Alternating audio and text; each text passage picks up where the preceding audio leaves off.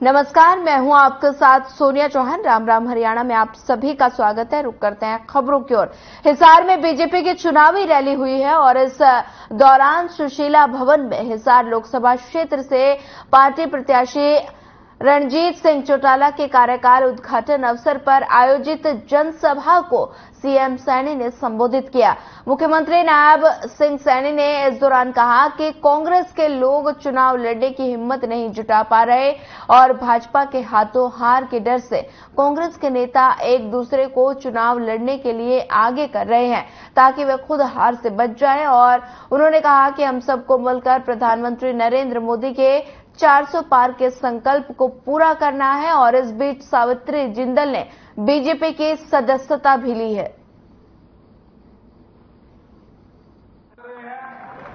हमारे बीच में दोनों हाथ जोड़ करके आप सबको प्रणाम भी करता हूं। जो आदरणीय नरेंद्र मोदी जी की सोच है और जो हमारे भारतीय जनता पार्टी के राष्ट्रीय अध्यक्ष आदरणीय जगत प्रकाश नड्डा जी की सोच है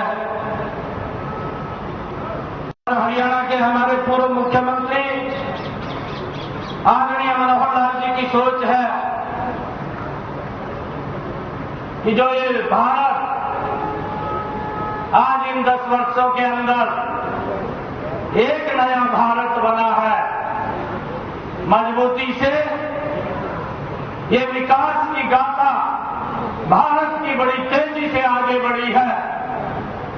उस विकसित भारत को बनाने में 25 मई को हम सबका एक बड़ा योगदान है और आप सब इतनी भारी संख्या में एकत्र होकर के कमल का फूल खिलाने के लिए आए हैं। इस विकसित राष्ट्र, इस भारत को विकसित भारत बनाने का हम मिलकर के काम करेंगे। इसके लिए मैं आप सबका दिल से बहुत बहुत धन्यवाद और स्वागत करता हूं। चौधरी रणजीत सिंह जी हमारी कैबिनेट के अंदर ये भी मंत्री रहे और ऊर्जा के अंदर अच्छा काम इन्होंने किया है। अब इनका लाभ हिसार के अंदर हिसार और विकास की ऊंचाइयों को छुए, उसको हम यहां से कमल का फूल खिला करके नरेंद्र मोदी जी के पास भेजने का काम करेंगे। भाई मुझे खुशी है इस बात की कि इन 10 वर्षों में एक योजनाबद्ध तरीके से भारत के 140 करोड़ लोगों तक लाभ। हरियाणा सरकार की चौधरी बंसीलाल जी की और वो उस समय मंत्री थे, सांसद भी रहे, शायद कुरुक्षेत्र से सांसद थे और उसी परिवार का एक संबंध रोहतक में भी है। मनमोहन जी मंच पर बैठे हैं, चले गए हैं। मनमोहन जी मेयर रहे हैं वहां अभी तक। इन दोनों श्रम परिवारों का शेख सिलमिनदास जी और शेख निगल जी एक बहुत बड़ा परिवार का ये भाग हिस्सा वो लगातार रहे हैं। 2 दिन पहले जैसे मैंने चौधरी रणजीत सिंह जी का बताया, उसी दिन एक परिवार का सदस्य जो अपनी एक विशेष भूमिका में देश में अपना नाम रखता है, इस परिवार का एक सदस्य पहले ये सांसद रहे हैं 10 साल तक क्षेत्र से, भाई नवीन जिंदल, उन्होंने भी और पार्टी ज्वाइन की। की जीवन जीने वाले आदरणीय मनोहर लाल जी ने पूरे हरियाणा में विकास की गंगा बहाई। आपके कार्यकाल में हिसार का भी खूब विकास हुआ। आपने लोगों की सुविधाओं के लिए जिस गति से निर्णय लिए, हम पूरे दिल से उसकी सराहना करते हैं और हमें बहुत खुशी है कि अब यह दायित्व हमारे युवा मुख्यमंत्री जी नायब सिंह सैनी जी के पास है। आप दोनों में अपराध और दृढ़ता को देखते हैं। आज के युग में जहाँ कुर्सी के लिए लड़ाइयां हो रही हैं, वहीं मनोहर लाल ने मुख्यमंत्री की कुर्सी और एमएलए की सीट दोनों का त्याग कर एक बड़ा आदर प्रस्तुत किया है। संगठन के प्रति समर्पित और कार्यकर्ताओं के प्रिय से नायब सैनी जी ने भी सांसद छोड़ मुख्यमंत्री पद की जिम्मेवारी संभाल ली। राजनीतिक निष्ठा और समर्पण का इससे बड़ा उदाहरण और क्या हो सकता है। भगवान श्री राम हमारे आदर्श हैं। और अयोध्या में उनका भव्य मंदिर हमारे लिए गर्व और स्वाभिमान का प्रतीक है।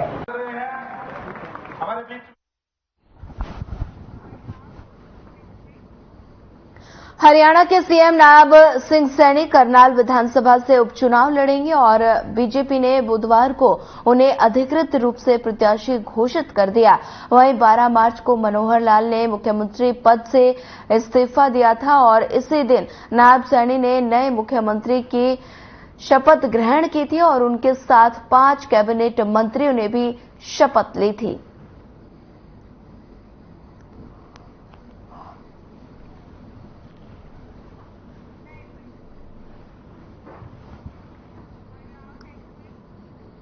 रोहतक से बीजेपी प्रत्याशी और सांसद डॉक्टर अरविंद शर्मा ने इसी सीट पर राज्यसभा सांसद दीपेंद्र हुड्डा के मुकाबले पर चुनाव लड़ने पर अपनी टिप्पणी दी और उन्होंने कहा कि उन्हें घमंड बिल्कुल नहीं है, लेकिन वो चुनाव मजबूती के साथ लड़ने वाले हैं और फैसला रोहतक संसदीय सीट के जनता के हाथ में है। और डॉक्टर शर्मा अपने चुनाव प्रचार को गति देने के लिए पहली बार मैदान में उतरे थे। और वहीं अरविंद शर्मा ने कांग्रेस नेत्री सुप्रिया श्रीनेत द्वारा हिमाचल की मंडी सीट से प्रत्याशी कंगना रनौत के खिलाफ की गई अभद्र टिप्पणी की भी निंदा की और साथ ही उन्होंने कहा कि श्रीनेत ने इस मामले में अफसोस जाहिर कर लिया है, लेकिन पूरा देश इस बात की निंदा कर रहा है कि इस दौरान उन्होंने केंद्र की मोदी सरकार के समर्थन में जमकर कसीदे पढ़ते हुए कहा कि मोदी सरकार में महिला, बुजुर्ग, सैनिक, गरीब, किसान और समेत हर वर्ग के सम्मान है।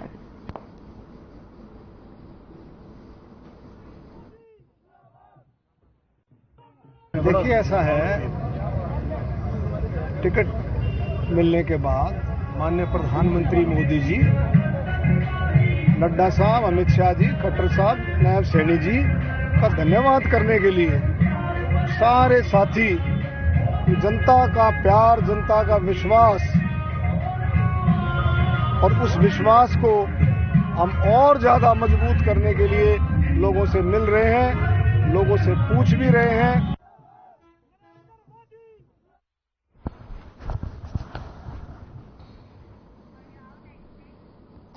अंबाला से लोकसभा प्रत्याशी बंतु कटारिया ने हरियाणा के पूर्व गृह मंत्री अनिल विज से उनके निवास स्थान पर मुलाकात की और इस बीच दोनों नेताओं के बीच चुनाव को लेकर चर्चा हुई। मुलाकात के बाद अनिल विज और बंतु कटारिया का बयान सामने आया है। विज ने विपक्षी पार्टियों पर तंज कसते हुए कहा कि हमारे कार्यकर्ता हमेशा फील्ड में रहकर काम करते हैं और वहीं बंतु कटारिया ने कहा कि विज ने उन्हें आश्वासन दिया है कि यहां चिंता करने की जरूरत नहीं है, सभी कार्यकर्ता काम पर लगे हुए हैं।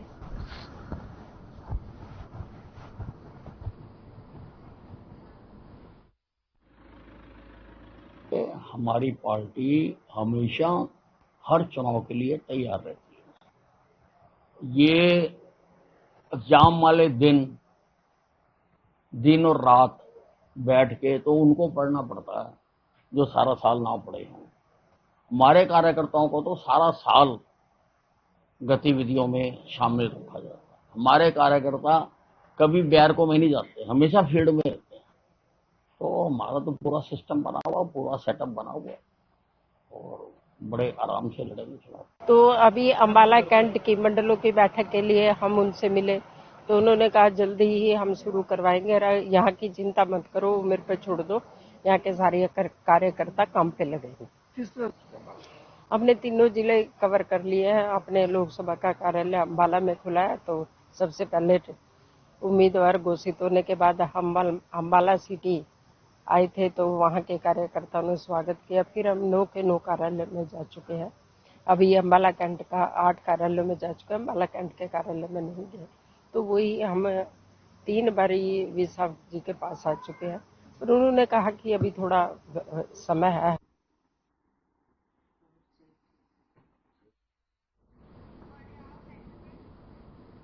लोकसभा चुनाव को लेकर सभी राजनीतिक पार्टियां अपनी तैयारी पूरी करने में जुटी हुई हैं और रैलियों और सभाओं का दौर शुरू हो चुका है। और इसी कड़ी में कुरुक्षेत्र लोकसभा से इंडियन नेशनल लोकदल के प्रत्याशी अभय सिंह चौटाला ने कार्यकर्ताओं के साथ बैठक की और बैठक के बाद पत्रकारों से बातचीत करते हुए अभय सिंह चौटाला ने कहा कि जिस प्रकार से उन्हें जनता का समर्थन मिल रहा है उससे ये निश्चित है कि इस बार इंडियन नेशनल लोकदल की जीत होगी और उन्होंने बीजेपी और आम आदमी पार्टी पर तंज कसते हुए कहा कि जनता इस बार 400 पार का नारा देने वाले एसवाईएल का विरोध करने वालों को सबक सिखाने का काम करेगी। और इसी के साथ बता दें अभय चौटाला ने कहा कि अगर सभी पार्टियां मिलकर करनाल उपचुनाव में अपना साझा प्रत्याशी उतारेंगे तो निश्चित ही नायब सैनिक की बड़ी हार होगी। आपने कुरुक्षेत्र बंद कराने अगर आपने स्वयं देखा थानेसर विधानसभा के कार्यकर्ताओं की बैठक थी। जो बैठक का स्थान निर्धारित किया गया वो छोटा पड़ गया। बहुत सारे साथी बाहर खड़े थे। हमारे कार्यकर्ताओं के हौसले बहुत बुलंद हैं और इंतजार कर रहे हैं कि कब 25 तारीख आए। ये 400 पार वाले हैं, इनको सबक देंगे। वहीं जो एसवाईएल का विरोध करने वाले लोग हैं उनको भी यहां से खाली हाथ लौटाने का काम है। कुरुक्षेत्र की सीट अब की बार इंडियन नेशनल लोकल पार्टी जीतेगी। युवा जो है, जो मेरे विधानसभा के सेशन के दौरान जो मुझे सुनते हैं, जो बात मैं प्रदेश के हितों की उठाता हूं, मुझे ये उम्मीद है कि बहुत सारे ऐसे साथी भी होंगे जो मुझे कभी नहीं मिले होंगे, जिनसे मेरा कभी दूर का रिश्ता भी नहीं रहा हो, लेकिन इस चुनाव में न केवल मुझे वो अपना वोट देंगे लेकिन मेरे लिए काम करेंगे, एक कार्यकर्ता के रूप में मेरी ताकत बढ़ाएंगे। अभी कार्यकर्ताओं की बैठक हो रही है, अभी चुनाव दूर है। मैं तो एक बात कह सकता हूं कि हमारे जो कार्यकर्ता हैं वो इस चुनाव के अंदर जहां बीजेपी की कांग्रेस की पोल खोलेंगे, वहीं हमने आगे क्या करना है उसके बारे में लोगों को बताएंगे, लोगों का दिल जीतने का काम करेंगे। भाजपा ने नायब सैनिक को कल दाव खेला है, कल आपके विपक्ष का एक उम्मीदवार कोशिश करें। अगर एक उम्मीदवार होगा तो नायब हार जाएगा।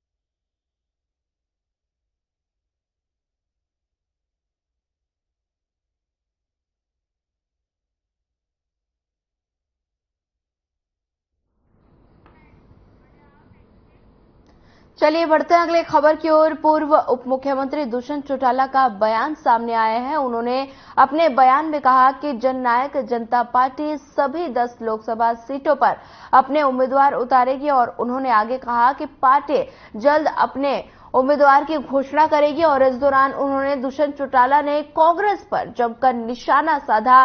उन्होंने निशाना साधते हुए कहा कि कांग्रेस के दिग्गज डरे हुए हैं, कांग्रेस का ये आखिरी चुनाव है। और साथ ही कहा कि हरियाणा के लीडर ऑफ ऑपोजिशन का चुनाव नहीं लड़ने का ऐलान दर्शाता है कि उनके मन में भी डर है।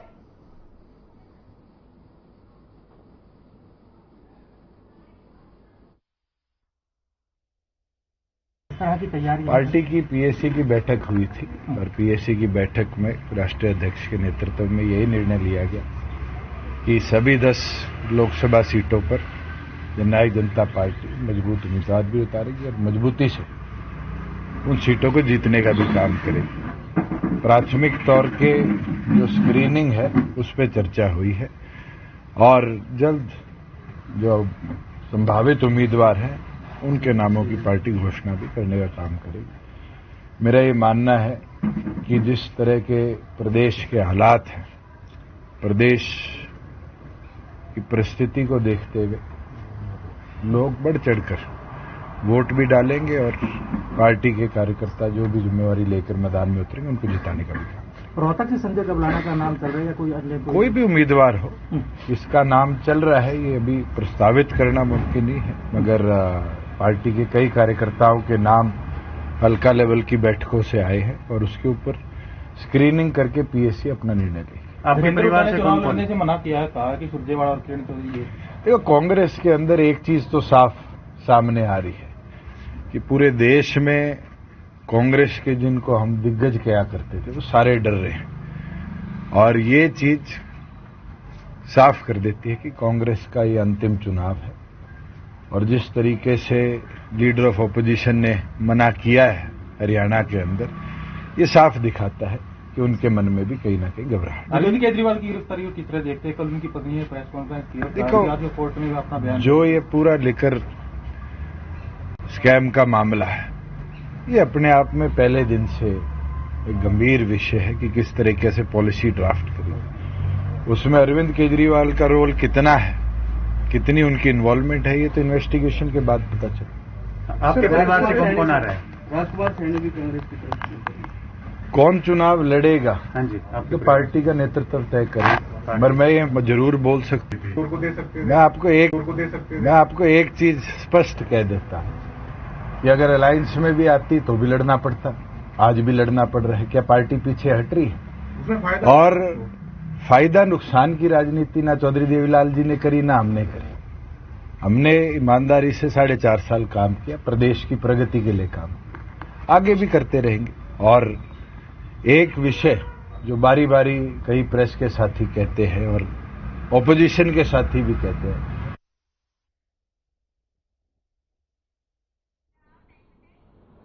चलिए फिलहाल वक्त हो चला एक छोटे से ब्रेक का। ब्रेक के बाद जल्द हाजिर होंगे।